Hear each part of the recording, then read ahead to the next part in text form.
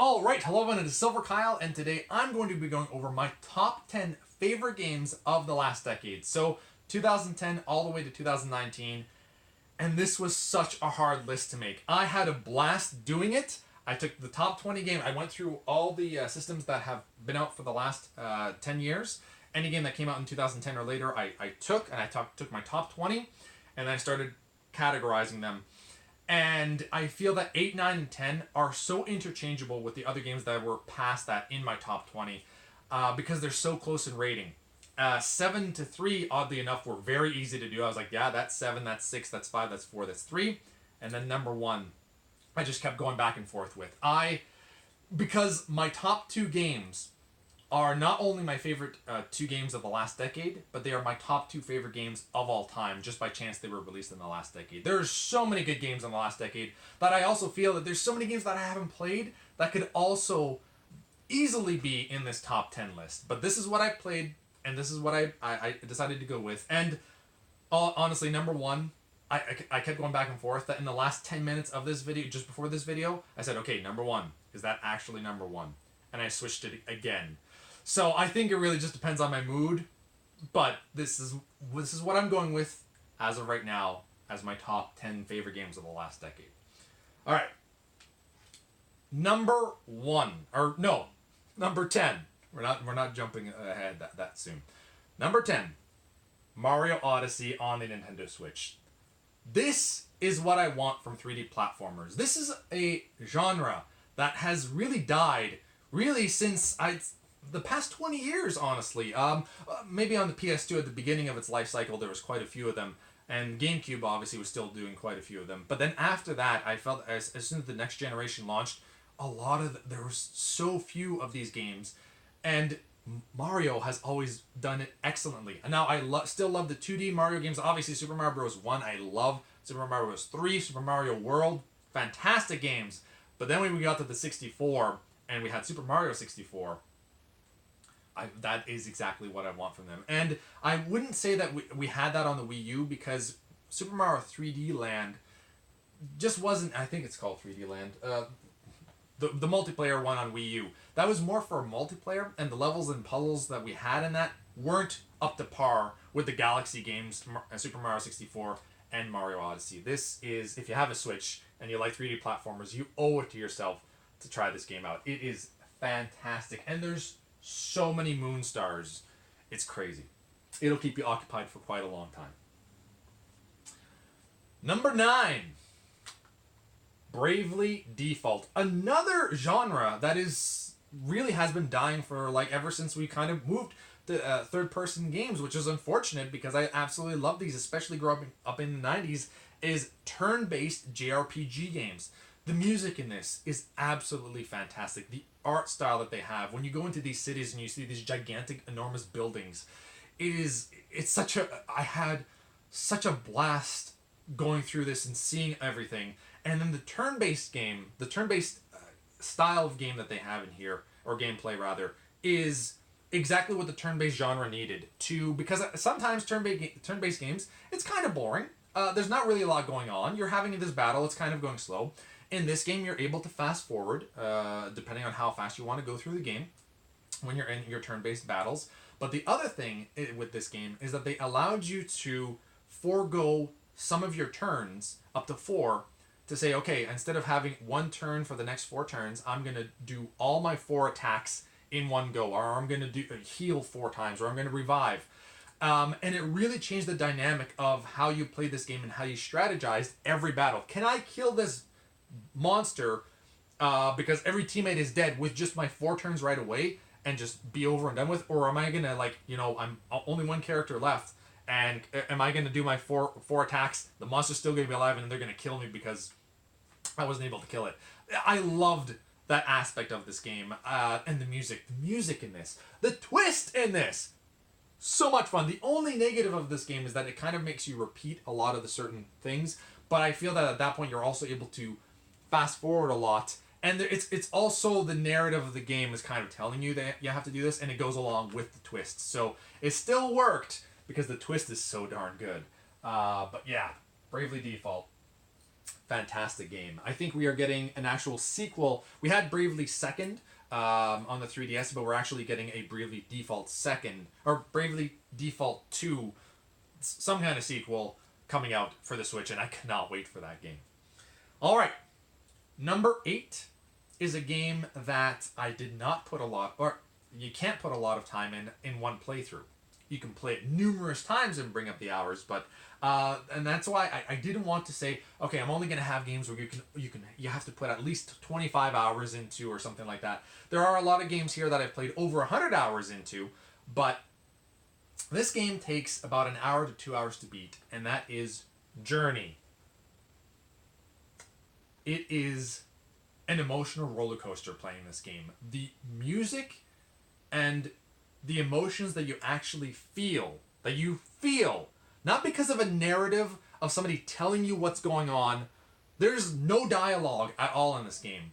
And I had such a fun time feeling that halfway through the game, I played the first half of the game by myself. I had no idea that this game was online. I was online apparently, and I had no idea. But then another Journey character showed up, and I thought it was part of the game, but then I started thinking that maybe it wasn't, and at the end of the game when the credits rolled in, it showed that this was actually another player that I was with.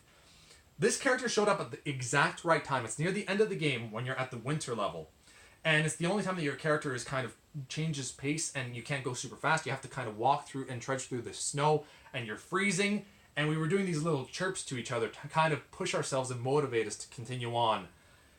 And then finding out that that's an actual person that was helping me out. I cannot describe and put and articulate this into words.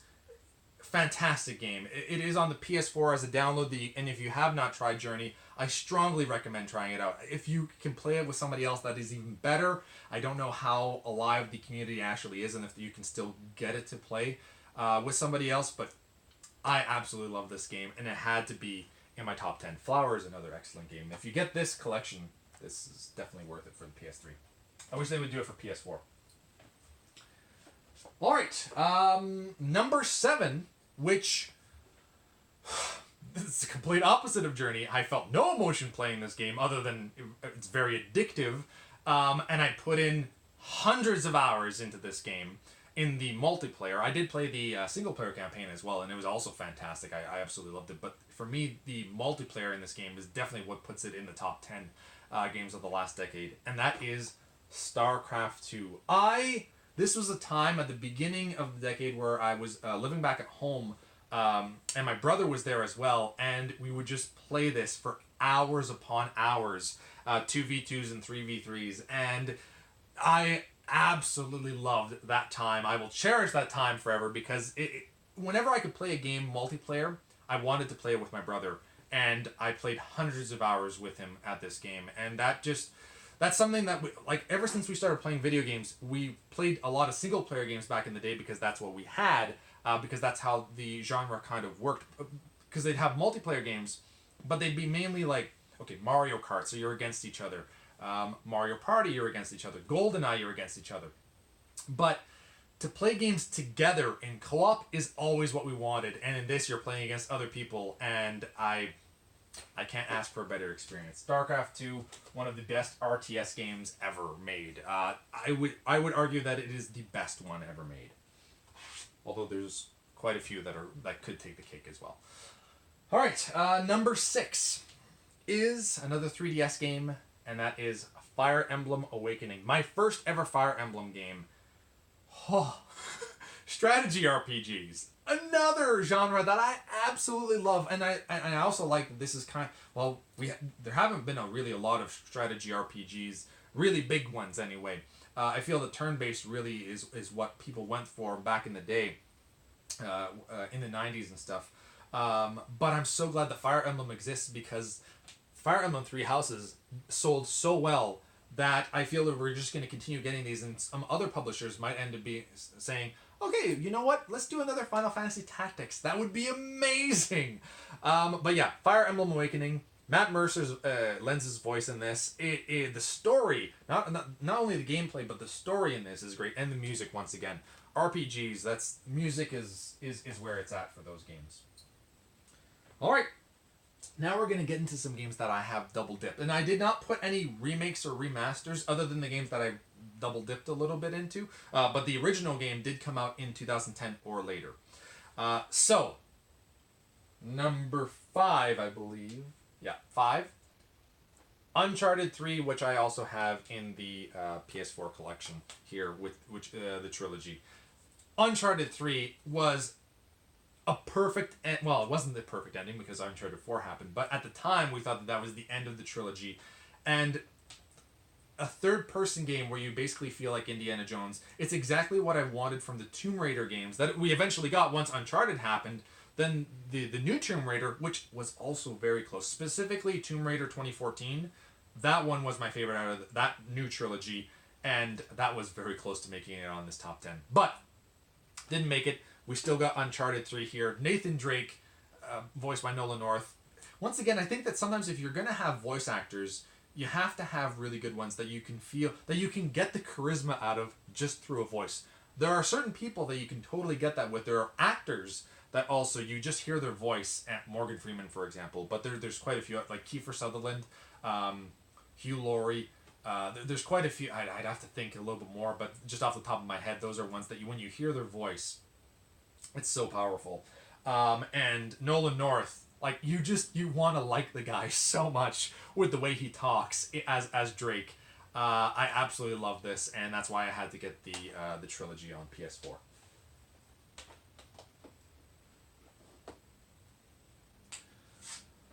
Number 4. The Last Story on the Nintendo Wii. I feel that a lot of people could kind of agree with some of these games here, and then we get to this, and this is such a random choice, but I loved The Last Story. Once again, has a little bit to do with the music. I like the opening theme, when just the start menu, and then you press the start button, and you're not in the game yet. It changes to another song, and it's so good. When I first loaded this up, I think I listened to that song for like 10 minutes before I actually played the game because I loved it so much. They actually do include a CD soundtrack in here somewhere. I think I have it in the back. I don't know if that came with this, but yeah, fantastic. And then the gameplay, it's one of the few games that I actually enjoyed the Wiimote and the Nunchuck together. Playing as Super Mario Galaxy also did it fantastically well, but this was such a good game. I absolutely loved the battle system in this. That was new and innovative. That worked really well with the motion control. Well, they're not motion controls, but the Wiimote and Nunchuck, which for most games, it's like, oh, what the heck am I doing with this? Moving around with the joystick here and pressing the buttons here. It was very odd and strange, but this one did a great job. The story in it was great. The ending was such a blast. Loved this game. I would kill for a sequel to this. Don't think we're ever going to get it, but it's funny because it's the same guy that did Final Fantasy, and at the time Final Fantasy was supposed to be the last game that he did for something, and that's what started the whole Final Fantasy series. So I'd love if we got a sequel to this. All right, number 3, another game that I double dipped in, and that is Grand Theft Auto 3. I love the Grand Theft Auto series. And I cannot wait for Grand Theft Auto 6. I feel we've been waiting so long. 2013 is when this game came out. 2013! 7 years now. Give us Grand Theft Auto 6. I know that they re-released this on Xbox One, and that was a blast too. The multiplayer and the single player are a blast. This is the heists in this is exactly what I want more of in Grand Theft Auto 6. This is a near perfect game. I absolutely loved it. I will say though that the story and the characters I didn't like as much. There was things that I liked and things that I wanted to change. Like who's the main character? I think it's been a long time. Is it Michael? I honestly don't remember. But whatever his name is, I felt like I just wanted him and his family to get along. Like there's, I don't know, it's really strange. And I just yeah. But yeah, fantastic game. If you have not played Grand Theft, I don't know how it's possible that you haven't played Grand Theft Auto unless you really don't like those kinds of third-person games. Then it's possible, but fantastic. All right, number 2, which before this video was number 1, numerous times while I was trying to make this list. But at the moment, I'm going to have to stick with it.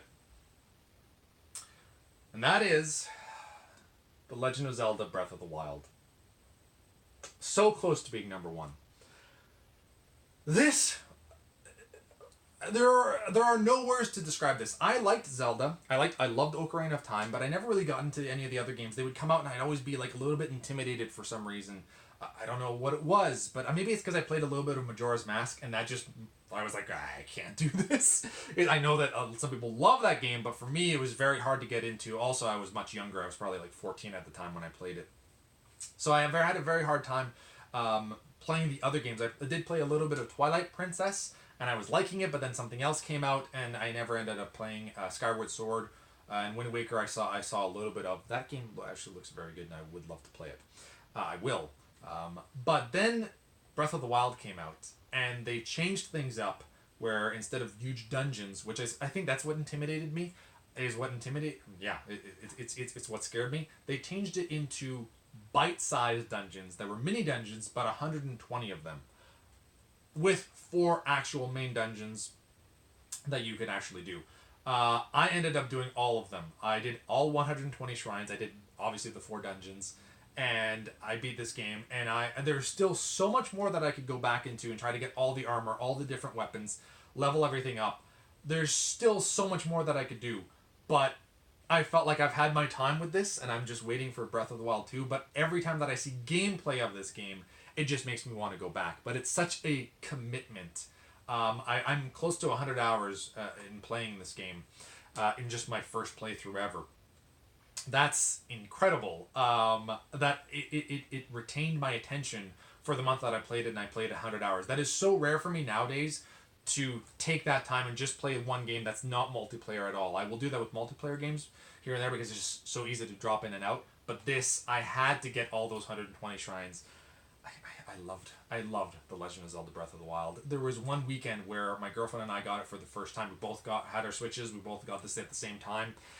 And when we played it, that's all we did for that entire weekend. And that is one of my favorite weekends ever. I had so much fun with that. Breath of the Wild, one of the best games ever made. Arguably the best game ever made. But to me, there is one game that beat it.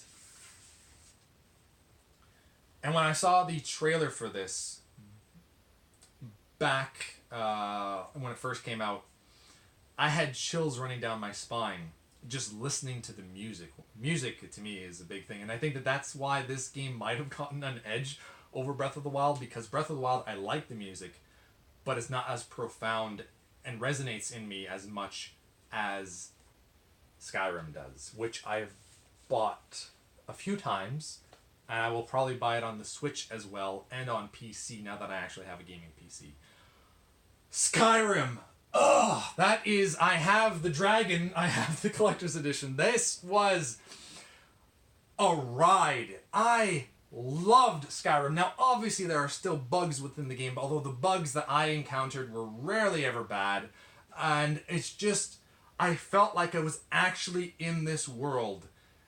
And then you could play it in VR, and that was something completely different as well. I could only stay there for about an hour at a time before I started getting a little bit of motion sickness as you're battling things. But, Skyrim.